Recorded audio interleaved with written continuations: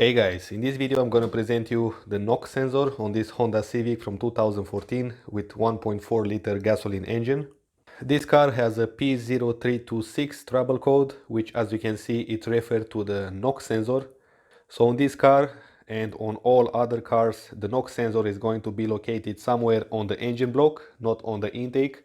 Depending on how many cylinders the engine has, the sensor will be located usually in the middle of them. Like for example, if you have a 4-cylinder engine like this one, the sensor is located down here, as I'm going to show you in a minute. And if there is a V6 or a V8 engine, you might have two sensors and they're going to be one for each bank.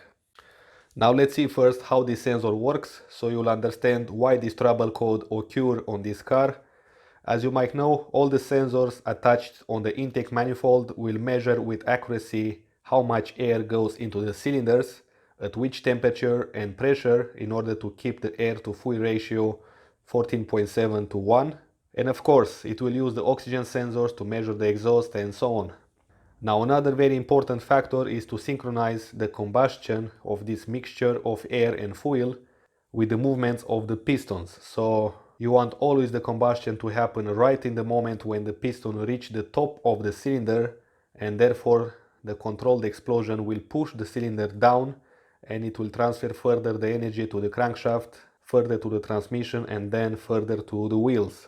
So in order to always maintain the synchronization, there will be a timing belt or a timing chain. The pistons of course will be synchronized together with the crankshaft and so on.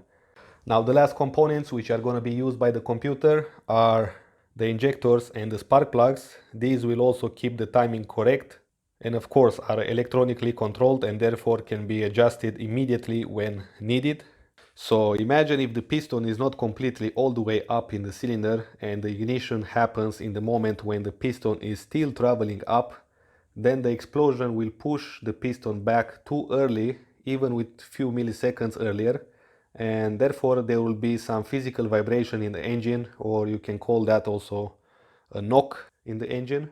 And here it comes, the purpose of this sensor is to detect the extra vibration, and therefore the computer will use that extra information to adjust the timing of the ignition, more precisely the injector pulse and the spark plugs. Now let's have a look on this car and locate the NOx sensor. There it is. It's marked with a blue dot, and you will see it better once I remove this intake hose. So with a 10mm socket you will find a bolt down here which will fasten the intake hose on this metal bracket. First you can remove as well the oil dipstick. I'm gonna place as well some aluminum foil into that hole of the dipstick in order to prevent debris going in there. Now I can show you much easier the sensor, which is down there. So with a 12mm socket you can undo the nut. Now I can just unplug the sensor. There we go. So what happened on this car, the sensor was tightened on this bolt, as you could see on the engine block, with a nut. Over time the nut got loosened and the sensor began to detect much more vibration than it will normally do.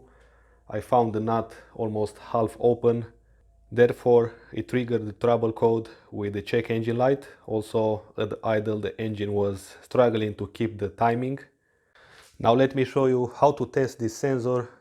Down there you've got two pins, just connect your voltmeter terminals on those pins. So set your voltmeter to 200 millivolts, and with a piece of metal and the sensor connected, you can hit on the sensor and you should be able to read the voltage. And here we go, we've got 13 millivolts. That's a lot for such a small hit. So you get the point. With other words, that's how the computer is reading the voltage from this sensor. When this sensor is attached on the engine block will vibrate. It will create that little bit of current, because inside of this sensor there is some sort of crystal which creates electricity under a physical shock or vibrations. Some sensors will have just one wire. If is that the case, then this part of the sensor is going to be the ground, so you have to connect your voltmeter somehow on this part of the sensor, which is the ground. and then you can again apply the test with a piece of metal. I never seen one of these sensors go bad. I don't think it's possible to do that under normal circumstances, but just in case that you've been thinking to replace this sensor without knowing how to test it, I hope this is going to be helpful. And I'm going to place it back on that bolt. To prevent this nut to loosen again, I will place some thread locker on it, like that. Hopefully it will never come out again. And I'm gonna go ahead and delete the trouble code and the check engine light, since I'm pretty sure it will not be triggered again. So yeah, that was pretty much it. Thanks for watching. If you are new to this channel and you like this video, click that subscribe button. It helps me a lot to make more content for you guys. And until next time, take care, so I can see you soon.